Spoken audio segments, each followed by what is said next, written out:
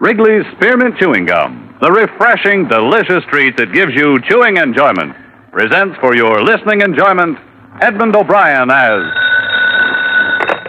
Johnny Dollar. Cal Porter and Associated, Johnny. What's up, Cal? Remember the Younger case, about 1945?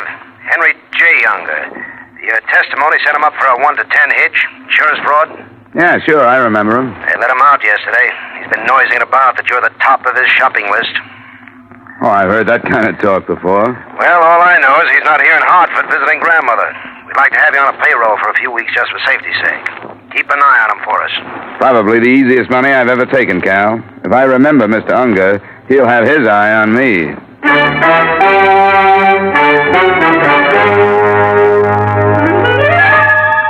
the makers of Wrigley's Spearmint Chewing Gum bring you Edmund O'Brien in another transcribed adventure of the man with the action-packed expense account. America's fabulous freelance insurance investigator. Yours truly, Johnny Dollar.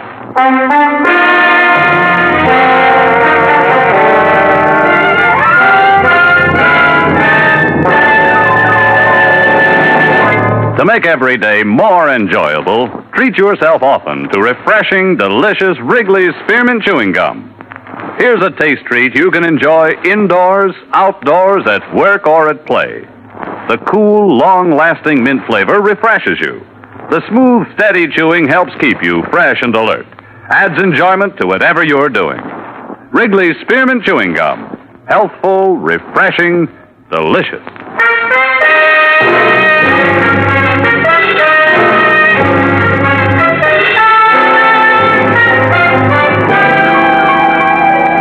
Expense account submitted by Special Investigator Johnny Dollar to the Associated Insurance Companies of New England. Attention, Calvin Porter. The following is an accounting of my expenditures during investigation of the Henry J. Unger matter. Expense account item 1, $2.20, night letter to Warden of State Penitentiary for dossier on Henry J. Unger. I just hung up and the doorbell rang. Just a second.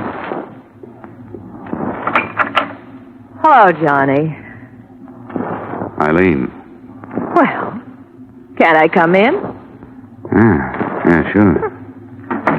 Oh, nice place. Been so long I'd almost forgotten. I see you got rid of that imitation Rodin, the miniature. Wasn't your type, anyway. Oh, I must say you're not being very hospitable. Don't I deserve a drink? Sure. Well, what's the latest? Oh, working as hard as ever. Oh, thanks. I'm sorry if I'm a lousy conversationalist, Eileen, but like you say, it's been a long time. I thought you said you never wanted to see me again. I did, once. But when I got your wire yesterday, I decided that My wire? I didn't send you any wire. Don't make me seem like a fool, Johnny. I got a wire from you asking me up here this evening. You said you wanted to talk things over. Look, I don't know who's playing a gag on you, Eileen, but I didn't send you a wire. I know how you felt 2 years ago when we said so long. Well, maybe I was wrong 2 years ago. I know I made some mistakes, and you made some mistakes. Let's see that wire. Well, sure. It's right here in my purse. Tonight at 7:30, let's talk things over at my place, Love Johnny. I didn't send that. You sure you don't know a few other Johnnies? That was a dirt crack. You like little things like this, don't you, Eileen? You like to write yourself notes, make up stories. You've got an A1 imagination. Well, I went all through that a long time Now, ago. you listen to me. This is no gag, and it's not my imagination. All right. Let's make things as pleasant as possible as long as you can. Fair enough. I thought a lot about you, Johnny. Oh, I'm not apologizing. Really, I'm not. Just thinking back. I'm glad it didn't turn out the way we originally planned it. I'd have spent half my life worrying over you. Oh, that's very touching, especially in light of the fact that every other evening it was somebody else. I told you, Johnny. Yes, that we were going to be pleasant. Oh, that's right. We were going to be pleasant. Oh. You expecting someone? No. Mr. Dollar? Yes? Maybe you don't recall my face. The name is Unger. Henry J. Unger. Mind if I come in? I'm busy. Oh, yes, I see. Well, we won't take much of your time, will we, Ferdy? A very minimal amount of your time. Mind introducing me to the lady? What do you want, Unger? My name is Henry J. Unger, miss. Well, maybe I better go, Johnny. No, stick around. Go on, Eileen. I'll see you later. I said stick around. I guess you better stick around. You just came over for a visit, Unger. Let her go home. Oh, no. Maybe she'd like to watch the activities. Ferdy, get out the needle. Now, look, Unger. Oh, you talk, just like someone in insurance. You make so much noise and you don't say anything. How's it coming, Ferdy? Satisfactorily. It's all ready. And they were each having a drink, too. I noticed that. Got the rope? Now you know I have the rope. That chair will be fine. Sit down, Dollar. What's the angle, Unger? You'll find out. Sit down. Can you work with gloves on, Ferdy? Sure. I can do it with mittens. And once around. Twice around. Once around. Twice around. Hey, look. What are you going to do? Why don't you let him alone? It's love, Ferdy. Let her go home, Unger. She hasn't anything to do with this. Finished, Ferdy? Come on, Unger. Ferdy, you finished? One more little minute. There. All done. And very sturdy, too. All right, Ferdy. Roll up his sleeve. Right. Hey, look. He's got a nice big blue vein right here. You know, it's so hard to find a good, nice, blue, bulgy vein on somebody. Feel, Uncle, feel. He loves his work, this Ferdy. Used to be a lab technician at some big hospital. Didn't you, Ferdy? That's right, Mr. Unger. Hold very still, Mr. Dollar, and concentrate on this lovely girl you see standing before you.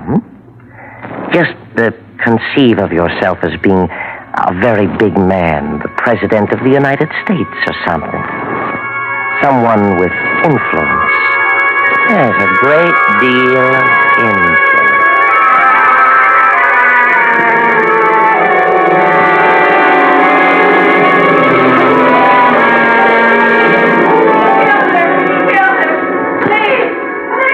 My head was loaded with nails. The warm air clouded my nostrils, and I couldn't breathe. I tried to open my eyes, but no luck. I longed for something bitter and bubbly and cold. It was the worst hangover I'd ever had in my life. I finally forced my eyes open. One of my hands felt heavy, and the other felt light. I turned my head painfully. There was a gun in my right fist. On the floor, dried blood. A lot of blood. And a girl named Eileen. Police! Oh. He killed her! Police! It was the maid.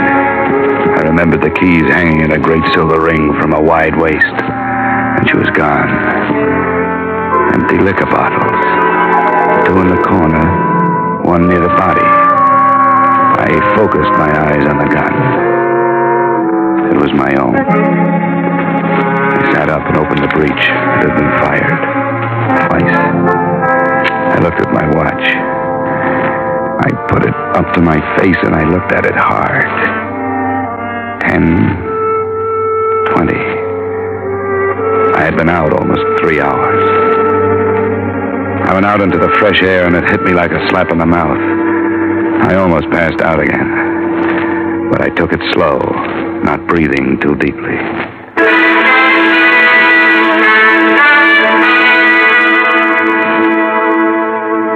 Expense account item 2, $1 and I forget how many cents cab fare to the combination home and office of my good friend, old Dr. Norwich. I was still so groggy I almost fell into the house when he opened the door. Why, Johnny, here, let me take her out. Oh, I'm a little woozy. That I can see. Here, sit down before you fall down. Here we are. Look, Doc, I gotta trust you. I've just been framed. Look at my right arm. The vein. It's been punctured. What did they give me? I don't know. I can take a blood sample and lab it up for you. Thanks, Doc. I can't be certain, but my opinion is you've been given a very adult dose of alcohol. Possibly a mixture of 50% alcohol and intravenous fluid. Can I prove it? Did you have a drink? Yeah, one. Well, I'm afraid gastric analysis would show a trace of alcohol. Yeah, but not enough to make me pass out. By now, most of the alcohol would be in the blood whether you drank it or had it pumped into you. So it's a dead end, huh? If it's a frame, Johnny, I'm afraid the evidence I could supply wouldn't be much help to you. You've been radically anesthetized, my friend, but that little round dot on your arm could have been self-inflicted. A good prosecuting attorney could make mincemeat out of your case. Can you at least make me solid again? It'll take a few hours, but I can get you on your feet. If you don't mind being treated a little rough. I don't mind anything, Doc, as long as you can get me awake enough to keep myself alive.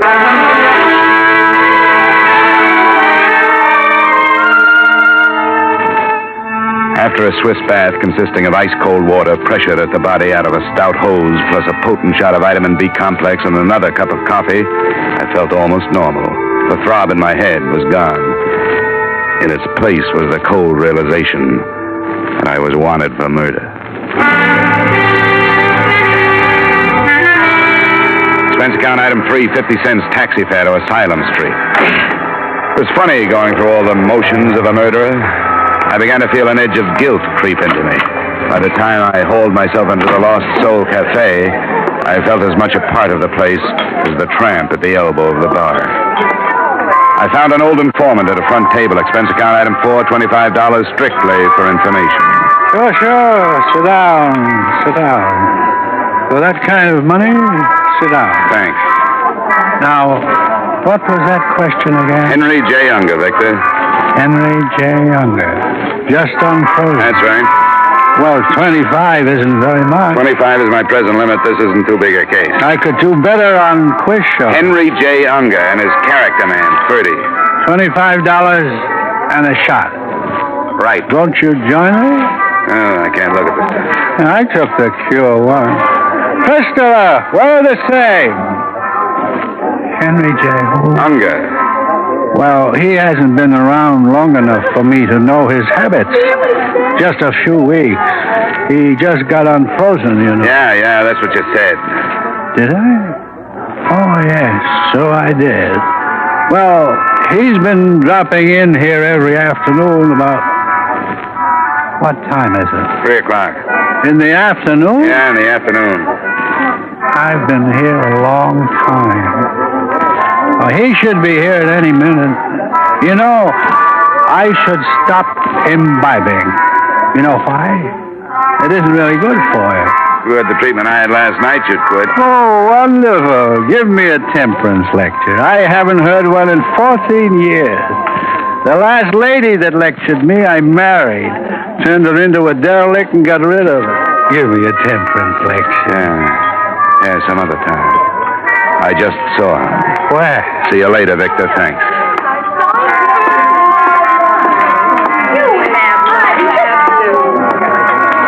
Hello, Unger. Well, Donna, the police know you're out? Let's sit down and talk it over. I wouldn't stay in one place too long if I were you. It won't be too long. Well, speak your piece. This strictly revenge, Unger? Let's put it this way. 5 years is a long time. Good thing I learned to behave myself, or I'd still be running the prison paper. You're the noisy type, Unger. You'd be the finger man if I so much as stubbed my toe. Correction, I would have been. Now I've got the law doing my dirty work. You haven't made a mistake. I planned this for 5 years. You won't find any mistakes. Oh, I thought a lot about you, Dollar, up at the resort. You know, in the years I've been in the insurance game, I've seen you guys come and go by the dozen. They turn you out of the same mold. You flip a few jobs, and it gives you a kick, and it goes to your head. Then comes that one mistake. They salt you away, and it gripes you. The world's to blame. You look around for somebody to take it out on. You talk a lot for a fugitive, Dollar. You're going to sit down over a piece of paper and write out a full confession, Unger. What makes you think so? This. A confession under duress isn't worth very much. It'll be worth a lot to me. For one thing, it'll be the truth. You'll have to prove I held a gun on you. Drop it, Dollar. What? I said drop it. You got the wrong man, Lieutenant. I doubt it, Dollar. You're under arrest for the murder of Eileen Kennedy.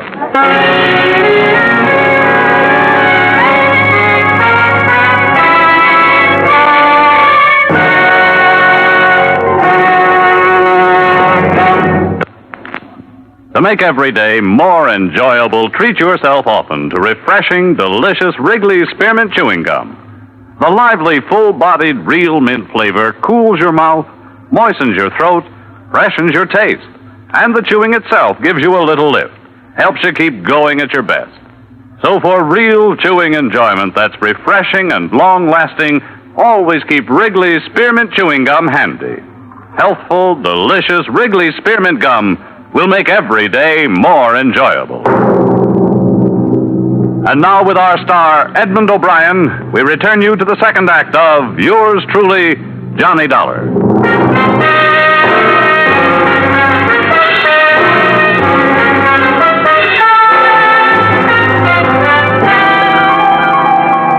Johnny, it's my duty to warn you that anything you say may be held against you. Have you got a good lawyer? Lieutenant, this is ridiculous. You know I'm not a killer.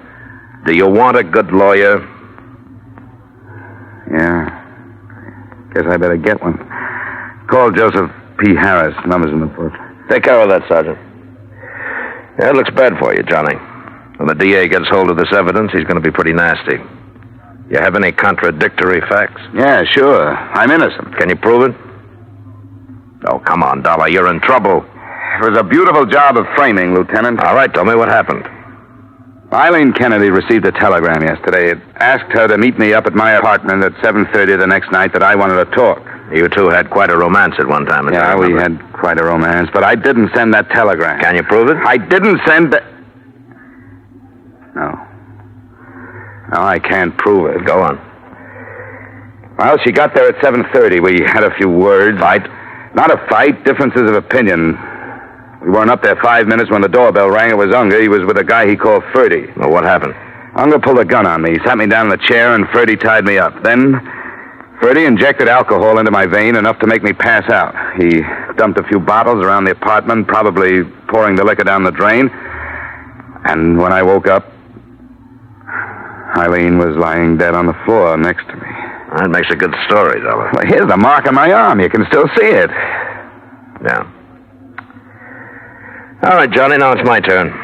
We found Eileen Kennedy in your apartment. There were 2 bullets in her, one in the abdomen, one in the chest, penetrating the heart at the right ventricle. From my gun? Yeah, the one we took from you when we captured you. .38 automatic. Lieutenant, We found empty liquor bottles around the place. Gastric analysis at autopsy of the girl showed alcohol. Sure, we each had a drink. A drink or many, there was a trace of alcohol.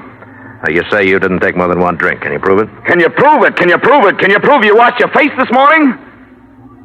I don't have to, Johnny. Okay, Sergeant, take him to his cell. When his lawyer comes, send him right in.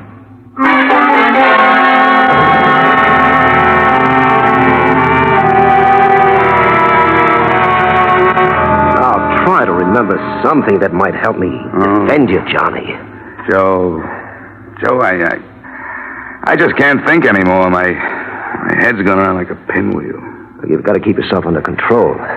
Now, you're an investigator. You're used to dealing with things like this. Certainly when it comes to your own life. Yeah, that's just it. When it comes to my own life, I'm tied up in knots. I see. Well, I'll be frank. It'll be a rough one. Are they still holding Unger? They couldn't hold him. They had no charge against him. Uh-huh. And it looks like the indictment will go through, huh? Yeah, it looks like it. You were terribly drunk, Johnny. Dr. Norwich told me the percentage of alcohol in your blood. You think I killed her, don't you? Now, look, Johnny, I'm trying to help you. Forget it, Joe. I'll see you in court.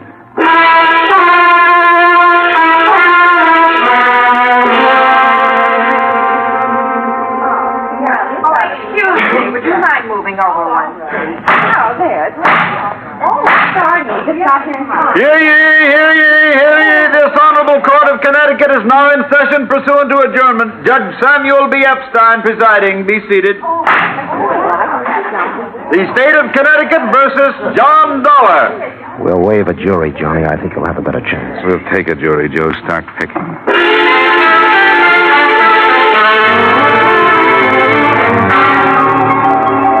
Your name, please? David W. Norwich. You're a physician, is that correct? Physician and surgeon. Now, Dr. Norwich, did the defendant, Mr. Dollar, make a visit to you on the night of July 10th last? He did. Would you mind explaining the circumstances of that visit to the jury, Doctor? He was very sick. I had to help him inside, he was so sick. A laboratory analysis of his blood showed him to be under the influence of alcohol. Did the defendant, or did he not show you a spot on his arm where a hypodermic needle had penetrated? He did. And did you or did you not suggest to him at that time that the alcohol might have been administered by means of a hypodermic needle? I did, but also... That'll be all, Doctor. Not quite all, Doctor. Now, Doctor, you know as well as I do that a little black dot on the underside of the elbow might have been done by an enterprising young investigator such as Mr. Dollar in order to put forth a fairy tale that he was drugged, do you not? I object, Your Honor. The prosecuting attorney is attempting to intimidate the witness and interject his own opinions through the medium of his questions. Justine? Very well. Doctor, is there any possible way of showing through laboratory tests of one sort or another whether alcohol had been administered by hypodermic or by mouth? Yes, there is. Gastric analysis. And did you perform such a test upon the defendant, Mr. Dollar, at the time of his visit to you, July 10 last? I did. Will you tell the jury what you found, please? I found a trace of alcohol. That will be all, Doctor. Thank you.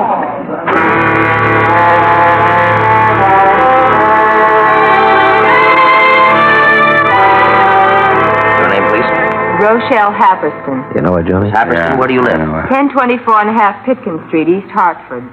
What relationship did you have to the murdered girl, Miss Kennedy? I was her roommate. How long had you roomed with Miss Kennedy? Oh, about 3 years. Now, Miss Happerston, did the defendant, Mr. Dollar, ever call on Miss Kennedy? Well, not for the last 2 years. But prior to 2 years ago, he did call at her place of residence. Is that not correct? 2 years ago, yes. Yeah. Now, is it not true that Miss Kennedy and Mr. Dollar were about to be married? Yes, that's true, but that was 2 years ago, too, so far as I know. Just answer the questions, Miss Happerston. Well, you want the truth, don't you? We'll get the truth, Miss Happerston. Now, were you present when Miss Kennedy received the wire from Mr. Dollar requesting her to meet him at his apartment at 7:30 the night of July 10 last? Yes, I was. And what do you remember to be her reaction? Hand me that pad. Well, she was very confused. She said she didn't love him, and she was hoping he wouldn't ask her to start again. And she went to Mr. Dollar's apartment under the impression that there was a chance that he might ask her to get together again? Objection, Your Honor. The witness cannot know what went on in the mind of the deceased. Justine, strike the previous question from the record. Proceed. In your opinion, no, let me put it this way. Did Miss Kennedy not say to you only a day before the time that she left for Mr. Dollar's apartment that she was not in love with Dollar and that she hoped he would not ask her to marry him? Yes, she did. That will be all, Miss Happerston.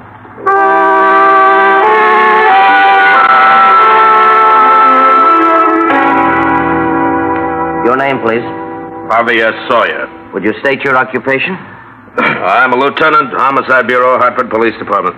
Lieutenant Sawyer, you were in charge of the Kennedy case, were you not? Yes, I was. You examined Mr. Dollar's apartment following the crime? I did. Did you find empty bottles of whiskey in the apartment? I did. How many? 4. And where were the bottles placed? I only saw 3. Well, one was adjacent to the body, 2 were in one corner of the living room, and 1 was in the kitchen. Now, is it possible that one or more of those bottles might have been consumed previous to the night of July 10th, the night that Eileen Kennedy was killed? No, sir. Why do you say that, Lieutenant? Well, there were a few drops of liquor in every one of the 4 bottles. Had the liquor been consumed previous to that night, these drops would have evaporated by the time we got there. Thank you, Lieutenant. Your witness, Mr. Harris. No questions.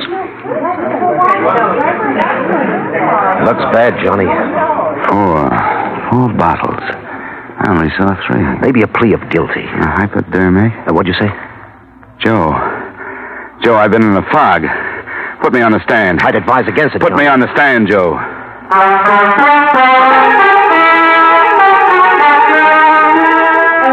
Your name? Johnny Dollar, Where do you live? 390 Pearl Street, Hartford. I'm going to point out to your attorney that you don't have to testify. You're aware of that. I am. Now, did you kill Eileen Kennedy? I did not, and I can prove it. Please. Ladies and gentlemen. Please continue, Mr. Dollar. Now, there were 4 empty liquor bottles found in my apartment the night Eileen Kennedy was killed. Get that? 4 bottles. 1 near the body, 2 in the corner, and the police say they found one in the kitchen, all empty. Lieutenant Sawyer testified that by examining the degree of evaporation in the bottles of the residual whiskey, those bottles had been emptied the night of July 10th and not before. Go on. The medical examiners proved that Miss Kennedy did not have a high percentage of alcohol in her blood. She could not then have consumed as much as a pint of liquor, and the police say even that much is doubtful. Now that means, ladies and gentlemen, that the night of July 10th, I would have had to consume over 3.5 quarts of whiskey. I've got to admit that I would have been unconscious long before I reached that point. Order! Proceed, Mr. Dollar. Now, as for the hypodermic needle, assuming I were about to go under from an overdose of alcohol, is it likely that I, who have had no practice at the administration of hypodermics, would have used my left hand to administer a hypodermic to myself and be accurate enough to hit the vein so exactly? Ladies and gentlemen, there's only one man who had a motive to kill Eileen Kennedy. That motive was to get me, something he'd been threatening to do for 5 years. And that's the man, the next witness, the elevator boy in my building, saw come up to my apartment the night of Eileen Kennedy's murder. That man is here in this courtroom. His name is Henry J. Unger. Look out, he's making a break for it. Copy, Pete! You did it, Tommy, you did it!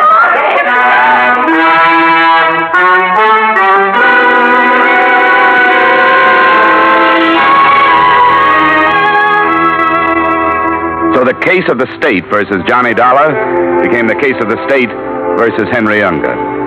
Freddy's confession under fire isn't going to help Unger any. You might sum up my whole case in one sentence. Alcohol and murder don't mix. But I'm not kidding myself. If Unger hadn't got panicky at the mention of the next witness, I might have gotten what he deserved. Just shows what a little nerve, some fast bluff, and somebody else's sense of guilt will do for you. You see, there is no elevator in my building. Expense account total, $50.39, and more worry than you've got stockholders. Yours truly, Johnny Dollar.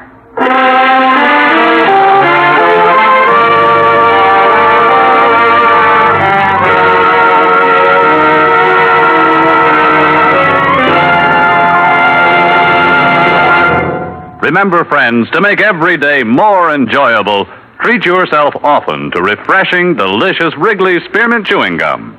There's lots of cooling, real mint flavor in every stick. And chewing Wrigley Spearmint helps keep you feeling fresh and alert. You feel better, work better, get more fun out of doing things. So indoors, outdoors, wherever you go, keep some healthful, refreshing Wrigley Spearmint Chewing Gum handy. To make every day more enjoyable, treat yourself often to delicious Wrigley's Spearmint Chewing Gum.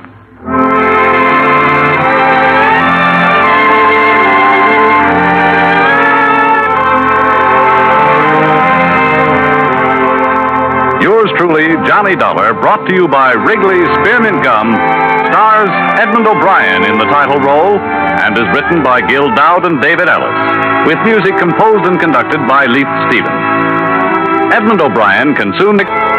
Featured in tonight's cast were Lou Krugman, Gene Bates, Raymond Burr, Sidney Miller, Mary Shipp, Harley Bear, Herb Butterfield, and Bill Conrad. Yours truly, Johnny Dollar, is produced and directed by Jaime Del Valle.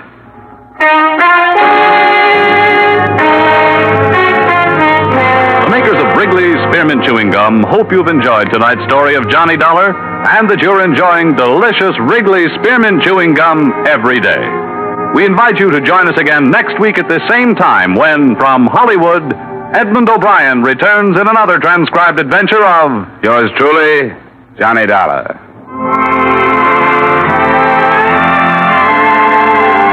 Bob Stevenson speaking. This is CBS, the Columbia Broadcasting System.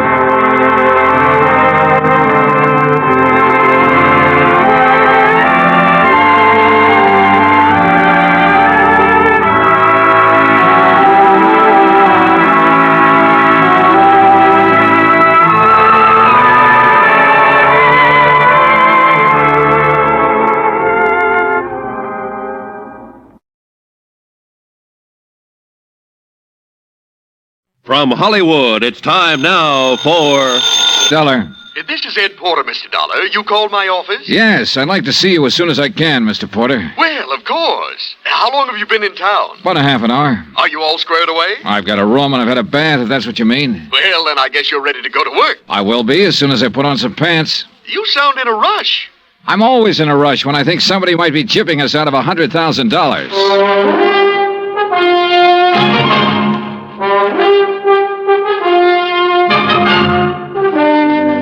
Bob Bailey in the transcribed adventures of the man with the action-packed expense account, America's fabulous freelance insurance investigator. Yours truly, Johnny Dollar.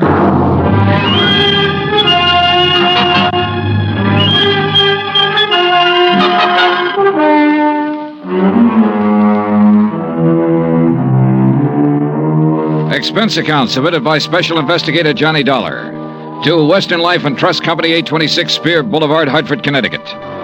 The following is an account of expenses incurred during my investigation of the Markham matter. Expense account item 1, $143.69, air transportation from Hartford to San Francisco. Item 2, $17 for incidentals along the way, including transportation from the airport to the St. Francis Hotel. I walked the 8 blocks to the Commodore building where Ed Porter had his office on the 4th floor. He was a short, thin insurance broker with a face like a tight drum. He apologized for the clammy weather as though it were his fault. He asked me how things were out on the East Coast and invited me to sit down and looked as uncomfortable as he was. I got the telegram you were coming last night. Investigator. I've never met one in all my years in the business. Must be very interesting work. Yeah. Look, I don't want to take up too much of your time, Mr. Porter, but I would like to get some information from you. Oh, certainly, Mr. Dollar. What can you tell me about a man named Floyd Markham? Markham?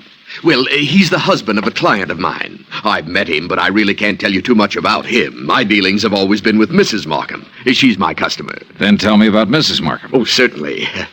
I'm not going to ask why. I'm sure you have a good reason for coming all the way to San Francisco. The Home Office thinks I have an excellent reason. Yes. Mrs. Markham. Well, I've known her for 20 years as a customer. She's wealthy, always has been, and she handles her money well, and she lives rather well. Mrs. Markham's the one who has the money, huh? Mr. Markham is a salaried man, an industrial engineer. Frankly, I think he depends on Mrs. Markham for his livelihood. Ah, yeah.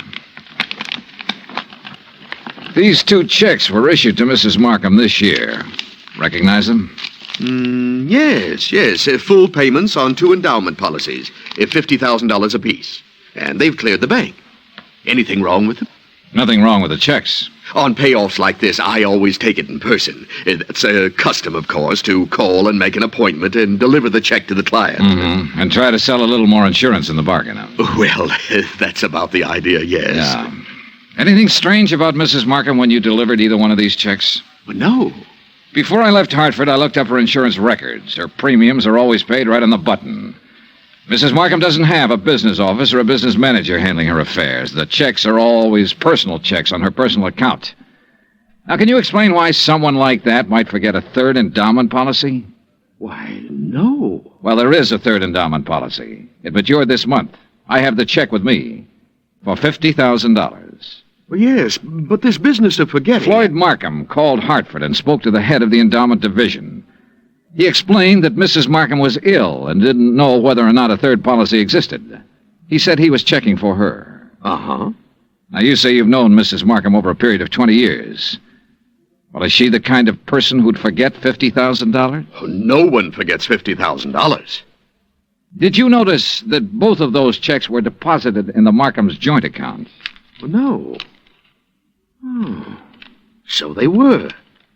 Maybe Mrs. Markham's feeling generous these days. Why do you say that? Well, they have a rather strange relationship as far as I've been able to perceive. I mean, what money he makes is his, and what she has is hers. Oh, yeah. I always like to get out of that house because they never seem to me to be a very close couple in any way. But this seems to make sense now. How's that, Mr. Porter? Well, now, I called up and made an appointment to deliver both of these checks. The first time I went over, Mrs. Markham was ill. And the second time, she had just stepped out for a few minutes. Well, who accepted the checks? Mr. Markham. Both times? Yes.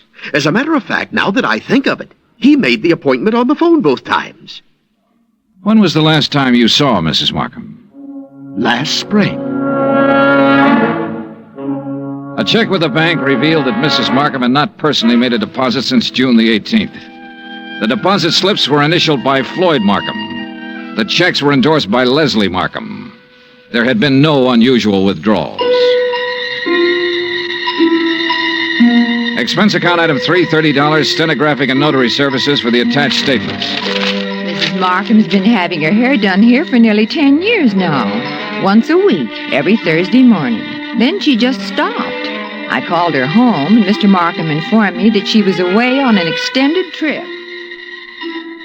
Mr. Markham called us, it was last June, and informed us that Mrs. Markham was resigning her membership in the bridge club. I telephoned the house twice to see what was the matter. Mr. Markham answered both times and said Mrs. Markham was out. Well, she used to come in here 2 or 3 times a month. Made us go over the car from top to bottom. She hasn't been around now for 7 or 8 months. I don't know who's taking care of the car. Expense account item 4, 30 cents, 3 phone calls to the Markham residence. I didn't state any particular business. I simply asked to speak to Mrs. Markham. Each time I called, a male voice answered. Each time, the male voice told me Mrs. Markham was out, she was ill, and she was away on a short trip. Industrial Management Limited, Floyd B. Markham president, has a 3-room office suite near the Embarcadero. 10 years ago, it had been sensationally new and glassy. When I got there, the carpet was a little too thin and the varnish a little too thin, too. The whole place smelled faintly of mildew. Yes? I'd like to see Mr. Markham, please. Do you have an appointment? No, not exactly. My name is Harris. I'm with the Cleveland Pump Company. Pump Company? Yes, we're setting in 38 of our installations at the new plant in Valparaiso. Didn't you get my letter? Well, I'm sorry. I'm afraid... May I ask your name again? Harris, Stephen B. Harris, Cleveland Pump Company. Oh, yes. Well, Mr. Harris, I'm afraid Mr. Markham never received your letter. When did you mail it? 30 days ago. Maybe it was 2 weeks. Well, tell Mr. Markham I'm here and I'll... I'm sorry, Mr. Harris. Mr. Markham isn't in the office just now. Oh. Well, I'll wait. Well... Well? He won't be in today. As a matter of fact, he won't be in the rest of the week. Where can I call him? Well, I'm afraid that's impossible. Can't I call him at home? No. Now, look, is he in business or isn't he? Mr. Harris, Mr. Markham hasn't been in the office for 6 months or more. He's tied up on a rather long-range project. What's your name? I'm Miss Beidler. Why didn't you say that in the first place, Miss Beidler? Well, who else can I talk to here? No one, I'm afraid. You mean that's all there is in this office? Just you and him when he feels like coming in? I'll tell Mr. Markham you were here. The Markham house was on Fiorella Street, about 6 blocks from the Fairmont Hotel. Stone walls, iron grillwork, tangling ivy.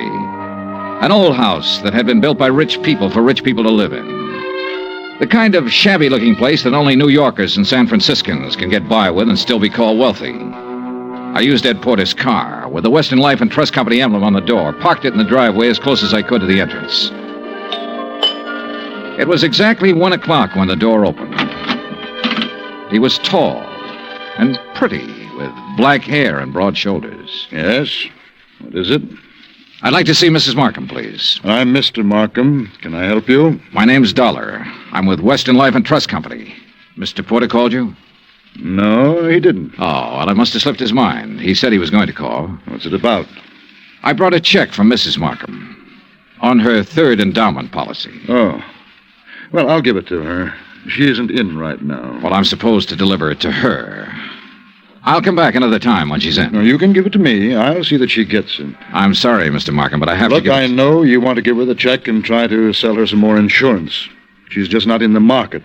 And you can save your little spiel where it'll do some good. Oh, you misunderstand me, Mr. Markham. I have to deliver this to her in person. What's your name again? Dollar. Johnny Dollar. Come in. I'll wait till she comes back and make an appointment. Mr. Porter told me he'd made it for 3 today. She's here. Just come in. Why the runaround, then? Mrs. Markham is desperately ill. I don't want to disturb her with things like this. Well, I'm sorry to hear that. What's the trouble? Very serious anemia. So if you'll just give me the I have check, a report to make out when I deliver this. I just Only take a told- minute to hand her the check. Then it'll be off my mind and off your mind. Now, look here, Mr. Didn't you call the company's home office about this check? I called because Mrs. Markham requested me to call. Oh, yes. Just wait here. In the little swirl of his exit, I smelled shaving lotion and guessed at the brand name. I also guessed that his suit cost $300, even if I didn't know what San Francisco tailor had made it. The shirt, the tie, the shoes were expensive, too. Yeah, Mr. Floyd Markham liked expensive things. I wondered if he dyed his hair to keep it all black. I wondered if he was 45 or 50. I also wondered why, in a house of that size, on that kind of street, a servant hadn't answered the door. This way, Mr. Dollar. He led me up a flight of stairs and finally into a high-ceiling room with a fireplace at one end. A gray-haired woman with a sharp, angular face was seated near the window, looking out over the city and the bay. She didn't turn her head when we came into the room, but I could see that her eyes were watery and slightly glazed. Please, don't take too long and don't upset her. Leslie. Leslie, dear. Yes, Floyd. This is Mr. Dollar from the insurance company. He has something for you. Be a good girl, Leslie. Speak to Mr. Dollar. How do you do? And ask him... Yes. How is Mr. Porter? Oh, he's fine, Mrs. Markham, fine. He'll be sorry to hear that you've been ill. I really would rather that you didn't tell Mr. Porter. Oh. I'm satisfied to make my own slow recovery and not worry any of my friends. We'd like some sherry, Floyd. Now, you know what the doctor said, Leslie. Mr. Dollar, you'd like some sherry, wouldn't you? Why, yes, I'd like that very much. Floyd? No, I'm sorry, Mr. Dollar. It's absolutely forbidden, and you know that, dear.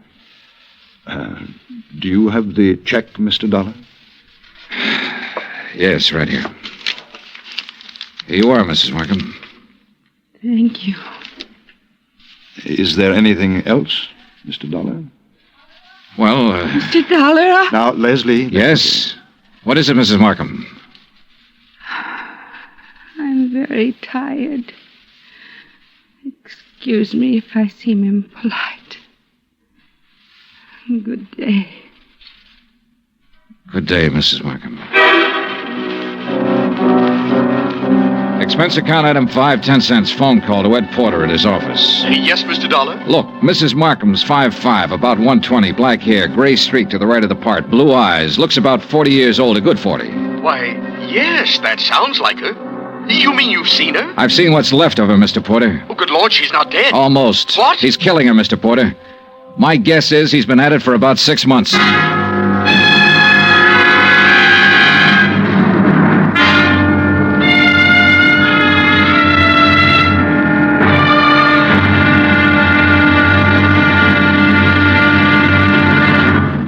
Act 2 of yours truly, Johnny Dollar, in just a moment.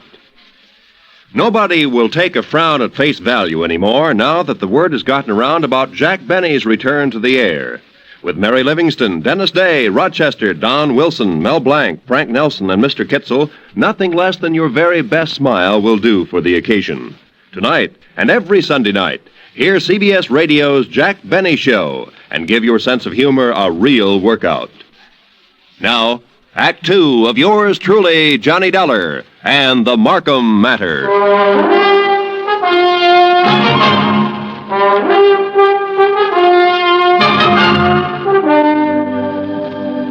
Take a rich old house on a rich old street in San Francisco. Walk in with a legitimate insurance check for $50,000 and tell a man named Floyd Markham you want to deliver it to his wife. Tell him this when you know that no one has seen or heard from his wife in 6 months. Just tell him you want to see her. Insist that you see her.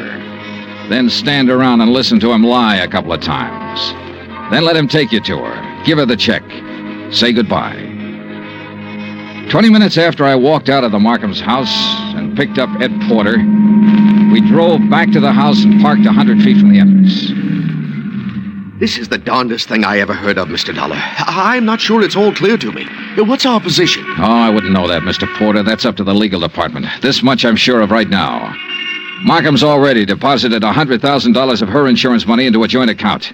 If I'm not mistaken, this last check will go into that account, too. Right now, while we're sitting here, she's probably endorsing that check. Well, then I don't see where it's any of our He's business. making her endorse the check. He's making her stay in that house, in that room, away from everybody. Well, how? What way? He said she was ill. You said she appeared ill. I don't know how he's doing it, but I'm going to find out. Are you sure this isn't all surmise on your part? You weren't in the room when she said, let's have some sherry. Please, let's have some sherry. Well, I must be pretty dumb. She was really saying, trying to say, she wanted him to leave the room so she could talk to me. So she could have 1 little minute to tell me what the matter is, what's going on. His next move is to deposit that check. Then one big withdrawal, the whole $150,000, and bye-bye Floyd Markham. Mr. Dollar, I'm just an insurance broker. I don't understand that... Well, how'd you like to be an investigator for about 10 minutes? Me? Yeah. You see that car that just pulled up in the driveway? Well, yes, The girl driving it holds down that dummy office of Markham's. Her name's Beidler. She might be in on this with him. And that's Mr. Markham leaving the house. Good. Now, look, here's what you do. Follow them. I think I know where they're going, but you follow them and make sure. Well, where are they going? To the bank to deposit that check. Oh. Well, where are you going? To have that glass of sherry, Mr. Porter. Ed Porter pulled his hat down low over his face and put both hands on the wheel and took out after that 55 Cadillac sedan. I crossed the street, went back up on the porch of the house and knocked.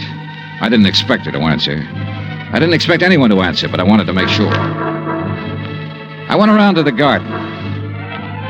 There wasn't a sound in the big old house when I opened the garden door and went up the stairs again. The door to her room was closed. She wasn't by the window anymore. She was stretched out on the divan. I felt her wrist for a pulse. It was there, faint, but there. About 3 inches up her arm, there was a series of little marks. I lifted one eyelid and felt her neck muscles. She was doped to the ears. Mrs. Markham. Mrs. Markham, can you hear me? Look, I've come to help you. Help me? Yes. Yes, I'm going to take you out of here. Now, don't be frightened. Mr. Dollar? That's right. That's right. That's the ticket. Insurance company. Yes. Now I remember. Yes, that's right. Thank you for bringing my check. I don't want Want what, Mrs. Markham? Want any of my friends to worry. Oh.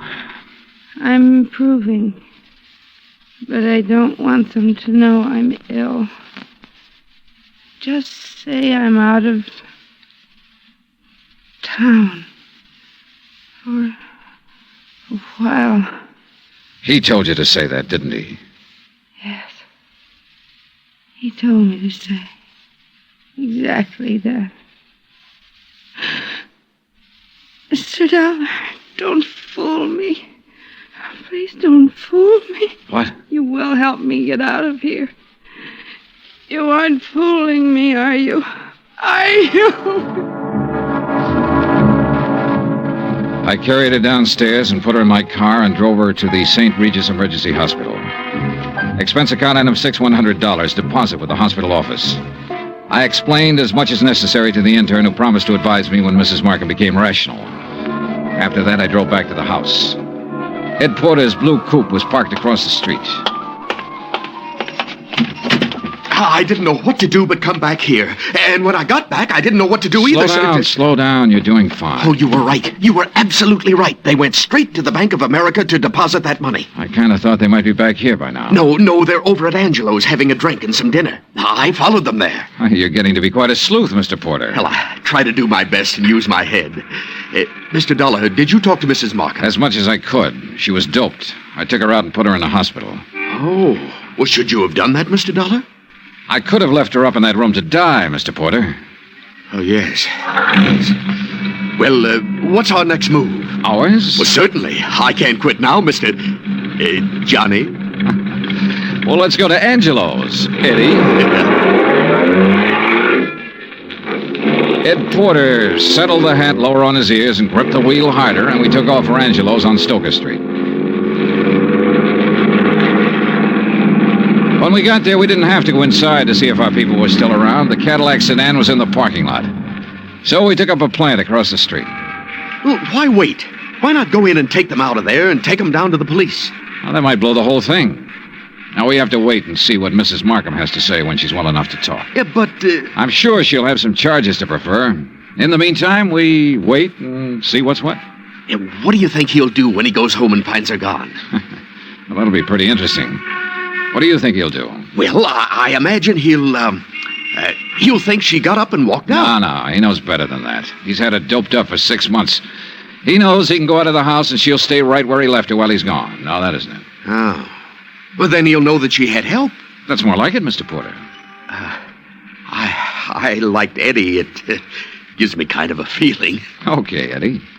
Now answer the question. Oh, what'll he do? Well, he'll try to get out of town. That's it. He'll try to leave town. He'll know that he's had it. Come on. Huh? They're pulling out.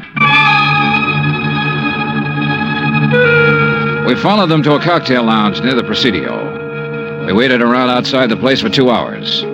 Expense account item 7, 25 cents. I called the St. Regis Receiving Hospital. Mrs. Markham's condition was unchanged. Item 8, $2, 2 hamburgers, 2 Cokes, and cigarettes for Mr. Porter and myself. We had just finished eating when Floyd Markham's Cadillac turned out onto the street.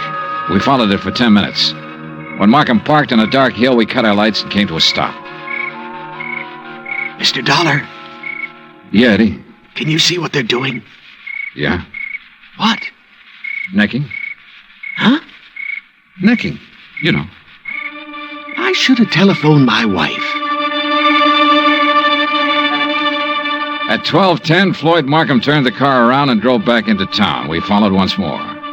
We saw him double park outside a 4-story apartment house on a steep hill, let the woman out, then drive on.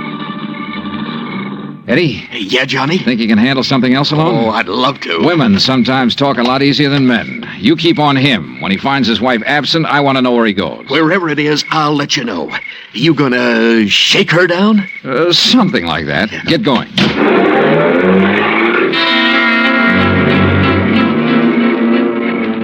I watched my new assistant investigator follow out after Markham's Cadillac. Then I went inside the apartment house.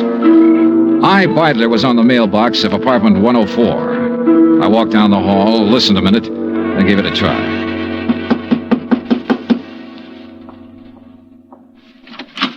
Yes?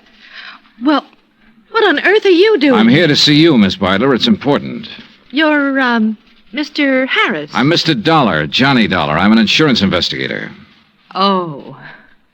There was something about you today. I wasn't sure. Now you're sure. Oh, what are you doing? Right now, I'm working for Western Life and Trust Company. You better sit down. Well, I don't know that I'd better do anything, Mr. Dollar. You're rather rude. Then you can stand. We've been checking into Floyd Markham. I don't think I have to tell you what we found out so far. I think you also know that by this time tomorrow he'll be in jail and you might be right along with him. Well, I'm sorry, Mr. Dollar. I simply don't be sorry. Just use your head. I said you might be right along with him. On the other hand, if you have some useful information, the insurance company might be useful to you. What do you mean? Well, I figure he sold you on an island trip or an estate in the country bill of goods. It'll be harder getting it out of him, but we'll get it one way or another. We'll get it all right. Now, what do you want to do? I want a drink. You? Oh, thanks. I'm not bad. I'm not a criminal. I've never been in trouble. You are now. Why? Because I fell in love with him? Because you were helping him kill her. What are you talking about? Mrs. Markham. She's in a hospital right now. What? I took her there myself today. He's had her doped with I don't know what for months. Having her sign checks, endorse deposit slips. Funny. Is it? He told me that Mrs. Markham was out of town, divorcing him. I wondered how. You were right. It was a country estate. In England. A genteel life, he said. The London theater, walks in the country, little harmless things that most people can never do. He said we could do them as soon as he cleaned up his affairs. By tonight, he said we could start packing.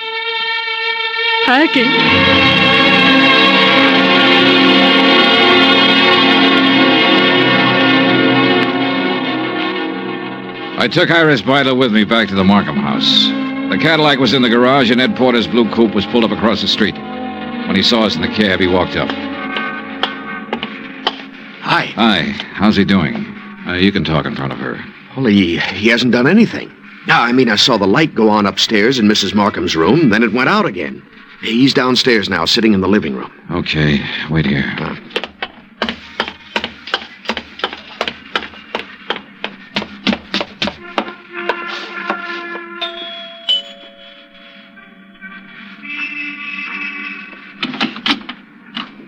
Hello, Markham.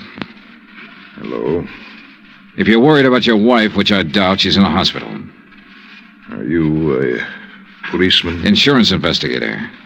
That's Miss Beidler in the taxi over there. Oh. I want you to come with me now. Of course. Yes. You said your name was Dollar? That's right. Why couldn't you have come around, say, next week? She'd have been dead by then. That's the way she should have been for 16 years. Dead. Yeah. Come on, Markham.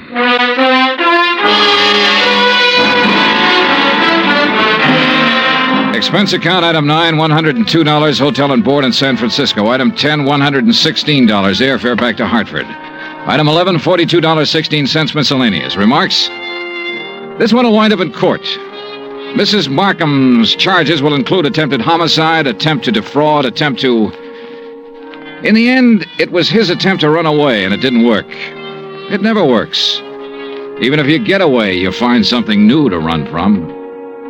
Total expenses, $968.20. Yours truly, Johnny Dollar.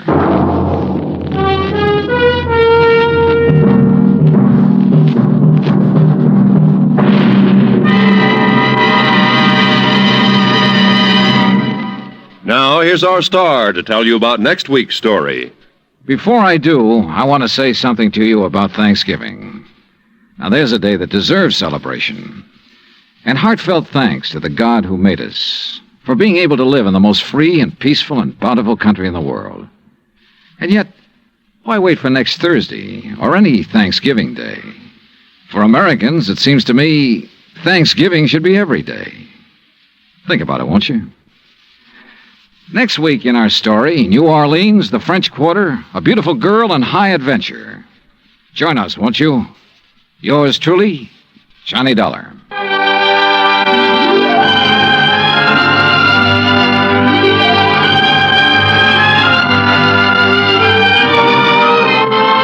Yours truly, Johnny Dollar, starring Bob Bailey, is transcribed in Hollywood.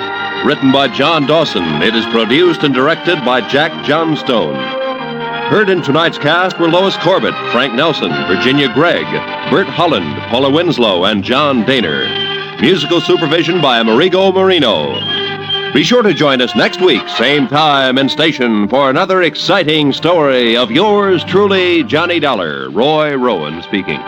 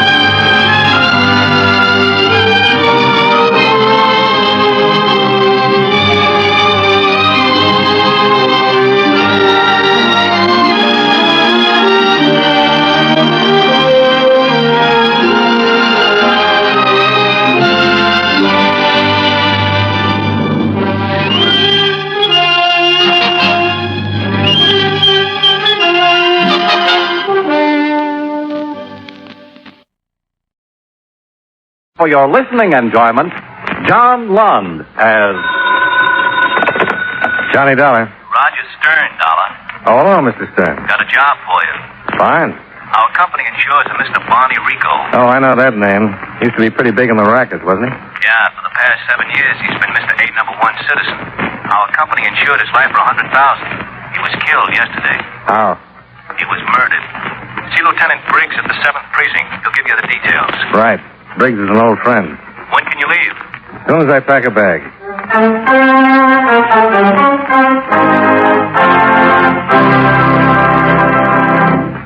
Mind if I break in a few seconds to discuss games with you? How many of you, when you were youngsters, ever tried to escape from the world of reality by playing cowboys and Indians or cops and robbers?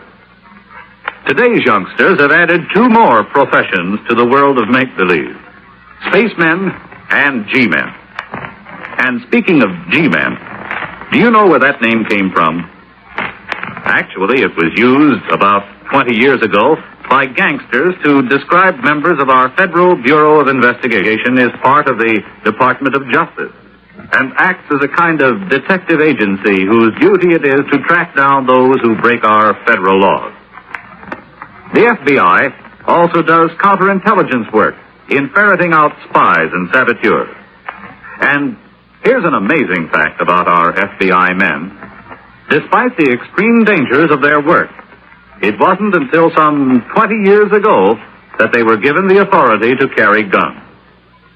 With no other weapons than courage, resourcefulness, and determination, they had to track down and apprehend dangerous racketeers and spies. Today, however, you will find that the typical FBI agent may be a lawyer, accountant, or specialist in some other profession, but thoroughly trained in scientific police methods and handy with any type of weapon.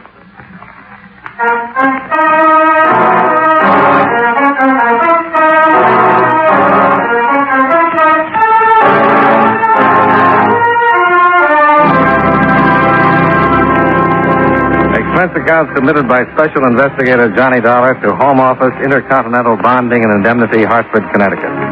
The following is an accounting of expenditures during my investigation of the Gino Gambona matter. Expense account item 1, $24.98, train fare and incidentals between Hartford and New York City. I arrived at Grand Central, went directly to the hotel where I registered and called Lieutenant Arthur Briggs. I caught him on his way to lunch. He agreed to meet me in a small restaurant across from the precinct. Well, good to see you again, Johnny. Well, good to see you, Art. It's been a long time. Investigating the Rico killing, huh? Yeah. Why don't we order, and then you can tell me about it. Well, I know what I want. This is corned beef day. Good corned beef, real lean. Oh, that sounds Nancy? fine. I'll be right there, Art. How much is Rico insured for? $100,000. The brother's the beneficiary. Uh-huh. Any idea who killed him? No, not yet. It's always tough when a guy's been in a racket, even if he's gone straight for a while. He used to be with the Gambona outfit, wasn't he? Yeah, you know how that Hi, Art. Well, hello, beautiful. Corned beef? Yeah, 2. Coffee? Yeah, Johnny? Yeah, coffee. 2 beef, 2 coffee, salad or soup. Just the corned beef for me. Yeah, I don't want salad or the soup. But, sir, you putting on weight? You kidding? No, you're getting a little... I'm on a diet. You kidding? Well, just ask. I don't mind. Gee, that's going to make all the difference in the world. I still love it. All a big fat me? Gee. He's cute. Yeah, sure is. Yeah, getting back to Rico. As I was saying, I'm sure you know it. Anytime a guy like Rico gets killed, it's tough to come up with the answer. Could be any one of a dozen guys he was in the rackets with. You remember him at all? Yeah, he was the one who testified against Gambona. That's right. His testimony sent Gambona back to Sicily. Could have been any one of Gambona's mob. It's just been waiting for the chance. I don't know whether you remember or not, but at the trial, Gambona made it plenty clear that he'd get Rico sooner or later. What's happened to Gambona? He's still in Sicily. Rico did pretty well for himself after he went straight. Yeah, he did fine. Opened a string of barber shops, built himself a nice home. The brother's name is Dave. Yeah, he manages the shop. What did he have to say? Well, he's scared stiff. He didn't have anything to do with sending Gambona to Sicily, but he was in the outfit and pulled out when his brother did. He's in a panic. He hasn't got any idea who killed Barney? Well, if he does, he isn't saying, and I can't say I blame him. Well, after lunch, I think I'll have a talk with Dave. He's probably at the main shop or at home. Here you are. Well, thanks. Beautiful. Lean enough for you? Looks great. Well, I'm glad something around here hasn't got too much fat on it.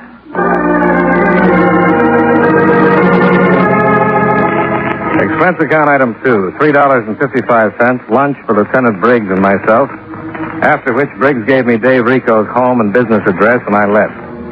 Expense account item 3, $1.45, cab fare to Dave Rico's home, where I talked with his wife. She informed me that her husband hadn't returned from work yet and suggested I go to the main barber shop of the Rico chain. Expense account item 4, $1.65, more cab fare from the Rico house to the barber shop on East 118th Street.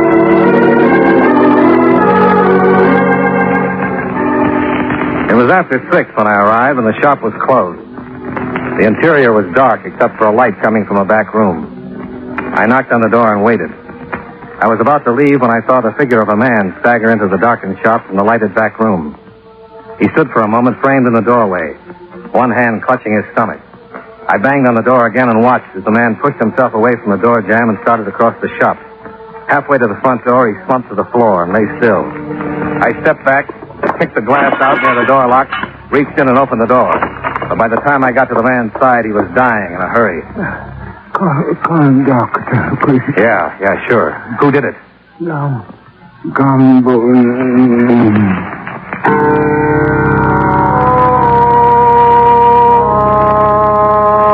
He died looking up at the ceiling and holding his stomach where a knife had cut him almost in two. It was Dave Rico, and he named Gambona as his killer. I called Lieutenant Briggs. Gambona? That's what he said. I asked him who did it, and he said Gambona. Well, that's crazy. Why? You know Gambona's in Sicily. You sure? Well, sure, I'm sure. Authorities over there keep a close check. Maybe he meant Gambona's mob. A lot of them still around. Or wouldn't he know them? Yeah, he'd know them. But he said Gambona. Well, I'll get a cable off to the authorities in Sicily.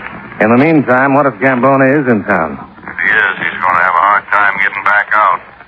But a lot of people would hide him. I'll start checking right away. See you, Johnny.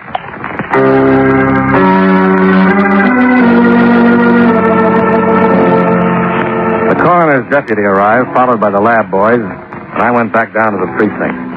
Briggs made his report to the chief, and a cable was sent to the proper authorities in Sicily.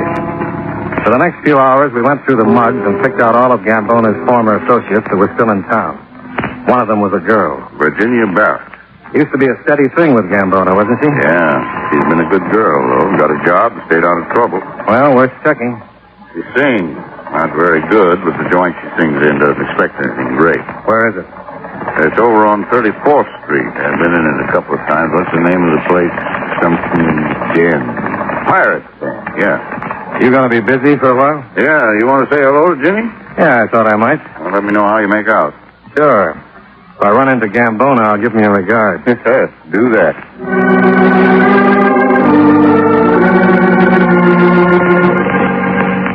Expense account item 5. $1.75 for still another cab from the precinct to East 34th Street in the Pirate's Den. It was a small place set down below the level of the sidewalk and filled with enough smoke to keep the walls from falling in.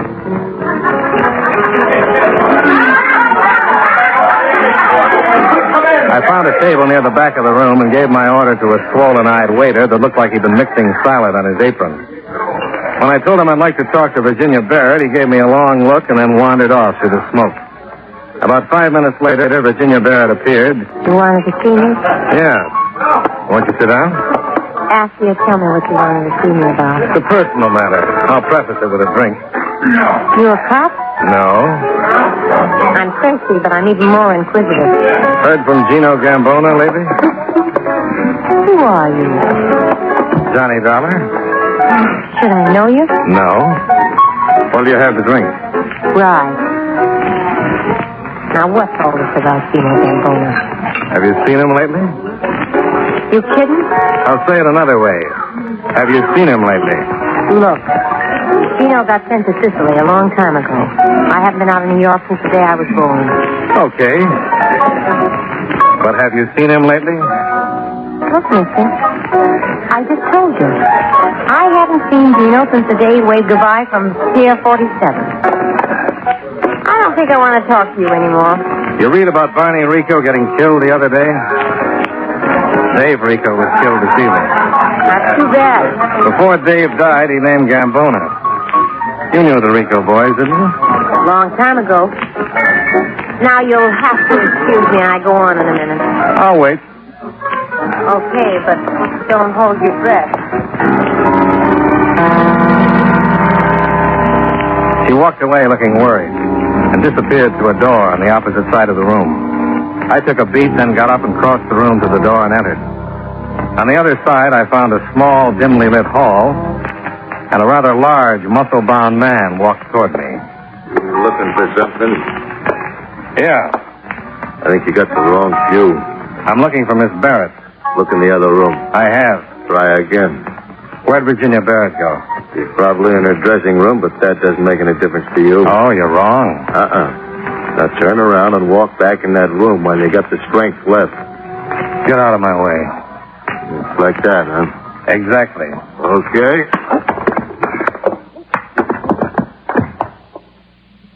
Friend, if anyone offers you a job as a bouncer, forget it. I left him lying in a corner and went down the hall, looking on the other side of doors for Virginia Barrett. But Virginia Barrett was somewhere else. I ran out into the alley behind the club just in time to see her climb into a cab on the other side of the street and pull away. Expense account item 6, $1.25 for another cab. We followed Virginia to a large apartment house on the west side of town. We parked a half block away. I watched her go in, then I followed. I went up the front steps of the building and looked at the mailboxes. Virginia Barrett's apartment was 203, but the front door had a night latch on it. I picked a name on a box, a Miss Adelaide Jones, and buzzed it. Yes? Miss Jones? Yes, who is it? Flowers. Flowers? From the Ashley florist. Flowers? The gentleman wanted them delivered immediately. Oh, really? Oh, wait a minute. Well, I was in. I found apartment 203 and started to knock. But sometimes when you get impatient, you get careless. I'd tailed Virginia Barrett, but I'd forgotten about the big boy I'd left sleeping it off in the back hall of the Pirate's Den. Obviously, he knew where Virginia could be found, and obviously when he came to, he'd hurry right over. Because when I raised my hands and knocked, the big boy barged up the stairs and pointed his gun right at my dinner. Hold it. Oh, why, sure. You're a busy little fella, aren't you? I have to be, or I lose the game. Yeah? It's a treasure hunt. I have to bring back a pound of 3-day-old rhubarb, the lapels off 3 opera capes, and a dozen assorted heads. I'd like to contribute. Well, every little bit helps. I can guarantee some broken bones. Now, about Gino Gambona. You never can tell. Go ahead and knock. Who is it? Marco. Well, good evening. What's he doing here? Go on, get in there. Found him in the hall. Gave me some trouble over at the club. He says he's not a cop. Who is it? That guy I was telling you about. Marco's with him. Well, what? That's about all I can come up with. Your name's Dollar? Yeah. You know me? Yeah. Your name is Gino Gambona.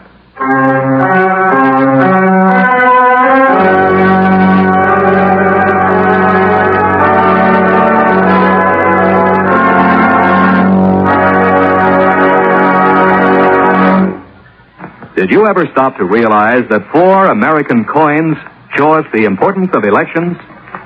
The first one is the Washington quarter. It was George Washington who reminded us that on the unity of our government depends our independence, our peace at home and abroad, our safety, prosperity, and our freedom. The second coin is the Jefferson nickel. It was Thomas Jefferson who said, "No government can continue good but under the control of the people." The third coin is a penny, bearing the likeness of Abraham Lincoln, who said, "Among free men, there can be no successful appeal from the ballot to the bullet."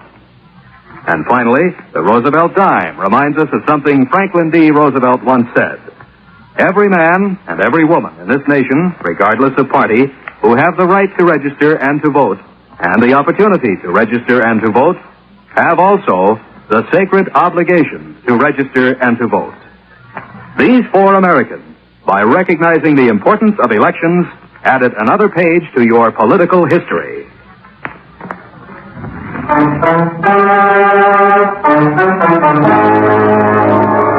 And now, with our star, John Lund, we bring you the second act of yours truly, Johnny Dollar.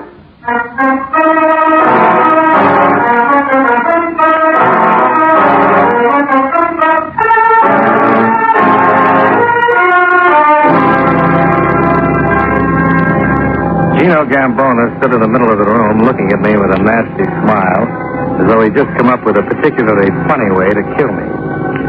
Gino Gambona, one-time lord of the underworld.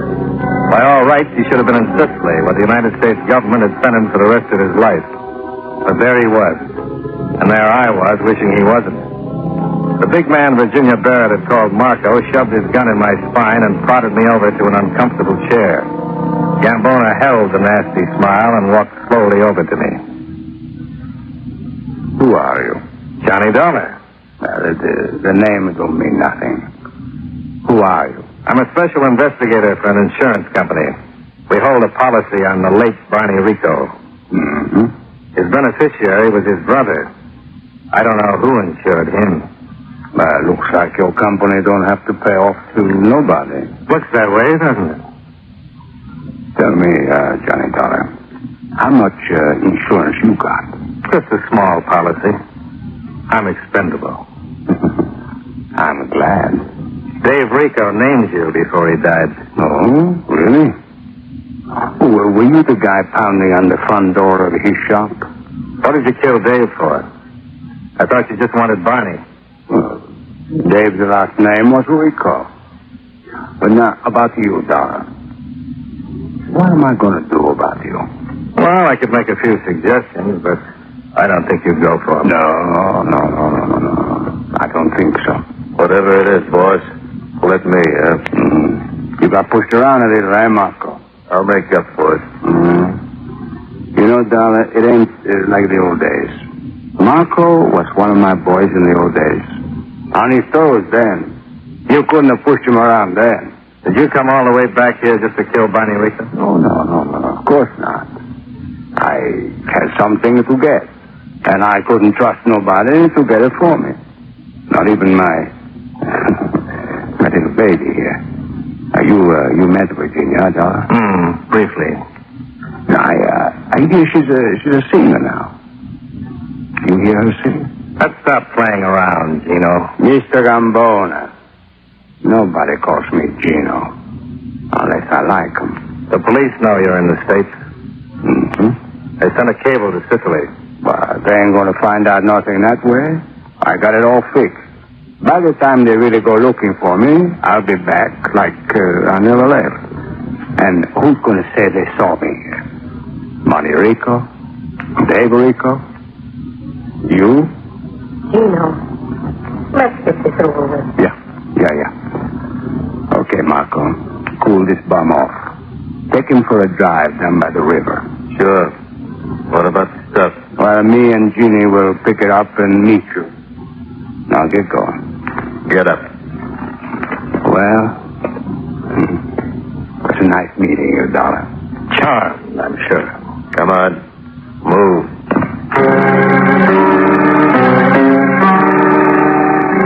Marco followed me out of the room and we started down the stairs. Suddenly, on the upper landing, the most beautiful distraction I'd ever seen shouted, "Hey, you!" And Marco turned his head for just a second. Oh, my goodness! Hey. He had a gun! Yeah, he sure did. Gosh, I don't know what's going on here. I thought for a minute he had some flowers for me. Someone called from downstairs and said he had some flowers for me. You seen anyone with some flowers? No, honey, but I'm personally going to buy you a whole acre of orchids. I went back to Virginia Barrett's apartment, but Gino and Virginia had left a few steps ahead of me. I looked out of the window and saw a car pull away. Then I picked up the phone and called Lieutenant Briggs. Marco came, too, on the way to the precinct, and after we arrived, Briggs booked him and took him downstairs to the interrogation room. Where were you supposed to meet, Gambona? How was it? What was the stuff he was going to pick up? You tell me. 2 men have been killed, Marco. Not that I know of. You were supposed to meet Gambona. Was I? He said so. I must not have heard him. I'm going to put 2 men on you every 2 hours. We won't get tired, but you're going to be miserable. I know the route. Where can we find him? You hear me, Marco? I hear you. Where can we find him? I don't know. Where are you supposed to meet him? I'm not. When did you get into town? I don't know. When did he contact you? He didn't. You're a liar. If you say so. How did you know where he was staying? As I did. Where were you when Barney Rico was killed? When was he killed? The morning of the 3rd. I was at home. You sure? Yeah. Where were you the morning of the 4th? I don't remember. What's that got to do with it? That's when Barney was killed. You said the 3rd. Did I? It was the 4th. Where were you? At home. You said you didn't know. I was at home. Both mornings? Yeah.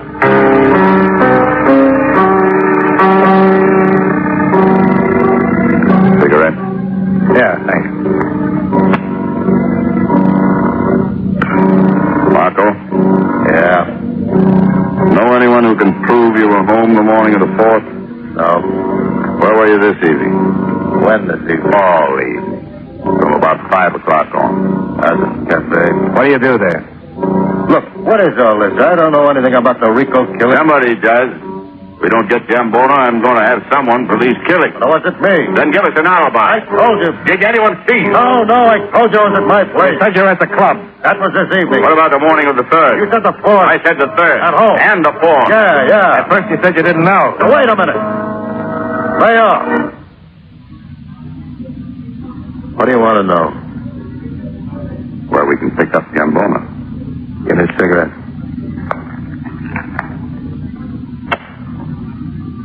Where were you supposed to meet him? Okay. Nuts to Gambona. Nuts to the 10 grand. I'm bushed. I can't think anymore. What 10 grand? 10 grand Gambona promised me for helping him get in and out of the States. Where's he going to get 10 grand? He's at a stash somewhere. Where? I don't know. To help him. Even Virginia didn't know. Is she going with him? Yeah. Dino said he'd come back and get Virginia and the dough. He must have a bundle hidden somewhere. When's Gambona leaving? I don't know. Don't lie to me. You said you were getting paid to get him in and out of the country. That's right, but I haven't made arrangements to get him out yet. You're going to meet them. Where? Grand Central, by the Oyster Bar, 11:30. Now can I relax, get some rest?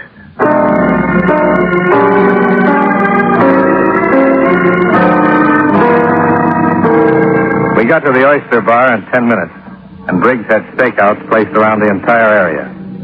At 11:30, Virginia Barrett and Gino Gambona failed to show. We waited for another hour. William James, report to the information desk. Mr. William James. Wait till I get back to Marco. Well, the only reason he'd lie is to give Gambona and the girl enough time to get away. Well, they'll never make it. I've got everything covered. Marco's job is to get them out. If he thinks they've got a chance to make it, he must have already made the arrangements. Yeah, but what kind? Well, we can forget about planes. Take a pretty big ship to go that far. What about some obscure boat? Yeah, that could be it. Big payoff to the captain. Look, we can figure Gambona got here within the last week. He couldn't afford to be gone too long from Sicily. He told me he's got it fixed that nobody will miss him, but he couldn't be gone too long. Take him 2 weeks both ways by boat. Yeah. He must have planned it to arrive here, get the money and his girl, take care of the Ricos, and get out fast. Let's check the boats that arrived from Italy and Sicily in the last 2 or 3 days and see if one of them is sailing tonight. Right.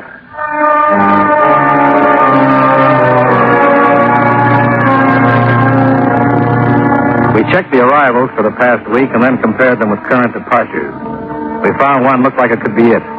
An independent steamer, the Atlantic Star, had arrived from Sicily the morning of the 3rd, the day before Barney Rico had met his death, and was due to sail from Pier 16 at 1 o'clock in the morning, bound for the Mediterranean.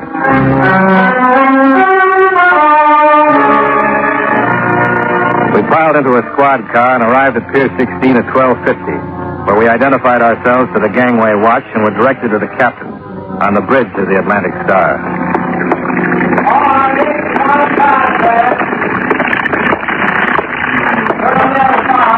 Hey, what are you two guys doing? Yeah. What do you want? Police, you're under arrest. For what? Murder Gino Gambona and Virginia Barrett. Who? You're both surrounded. You might as well tell us. Stateroom B. But right now he's probably in the galley. What's he doing there? That's the way he signed on. Cook. Does pretty good at it, too.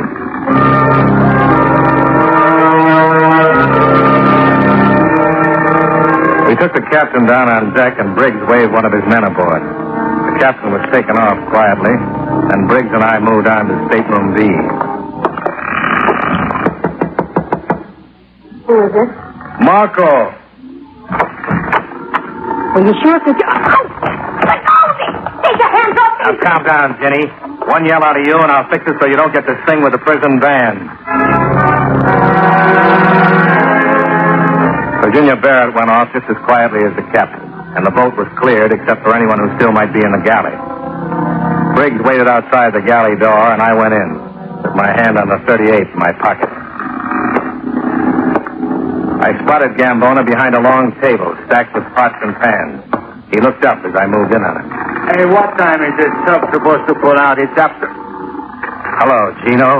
Why, you... Sometimes I'm so smart it gets hysterical. There I was, face to face with Gino Gambona, ready to take him single-handed, right where I wanted him.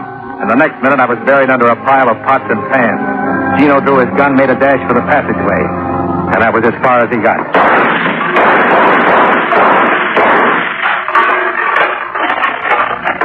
Johnny? What? Here, give me your hand. What happened? Somebody goofed.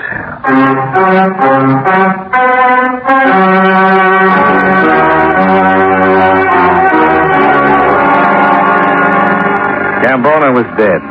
Virginia Barrett and Marco, full name Marco Dandoy, got 5 to 10 years for their parts in the crime. The captain of the Atlantic Star got 2 years, and Lieutenant Briggs got a promotion. Yours truly returned to Adelaide Jones with the flowers he'd promised her, and all in all, everyone got just what was coming to them.